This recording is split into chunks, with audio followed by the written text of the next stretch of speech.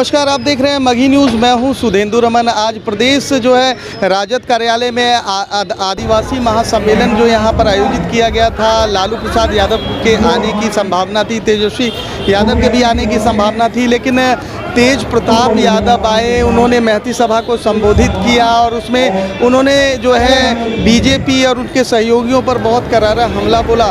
पहले सुनिए कि वो क्या बोल रहे हैं। तेज प्रताप जी, कल जो बैठक हुई उसके बारे में क्या कहेंगे? कल जो बैठक हुई उसके बारे में? तो पूरे तरीके से सक्सेसफुल रहा और फिर अगली बैठक जो वो भी बहुत अच्छी तरीके से।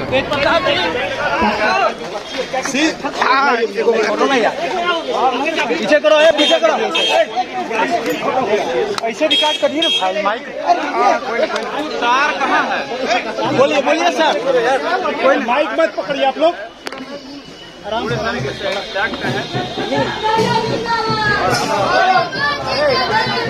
कहाँ जा रहा है कि 24 में कुछ नहीं होगा?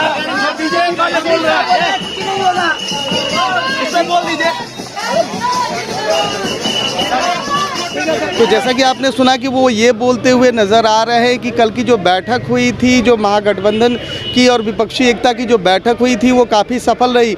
साथ ही साथ उन्होंने ये भी कहा कि जो बीजेपी की सरकार है 2024 में हम उसको उखाड़ कर फेंकेंगे। मैं आपको बता दूं कि कल लालू प्रसाद यादव ने भी ये बयान दिया था कि अब मैं स्वस्थ हो गया हूं, 2024 में जो है भाजपा को उखाड़ फेंकेंगे। तो उन्हीं की बातों को दोहराते हुए यहाँ नज़र आए तेज प्रताप यादव। साथ ही साथ मैं आपको बता दूं कि यहाँ पर जो आदिवासी समुदाय के जो लोग थे उनके साथ उन्होंने लोक नृत्य किया, उनको सम्मानित भी किया गया। आदिवासी समाज के द्वारा एक तीर और कमान देकर भी उनको सम्मानित किया गया।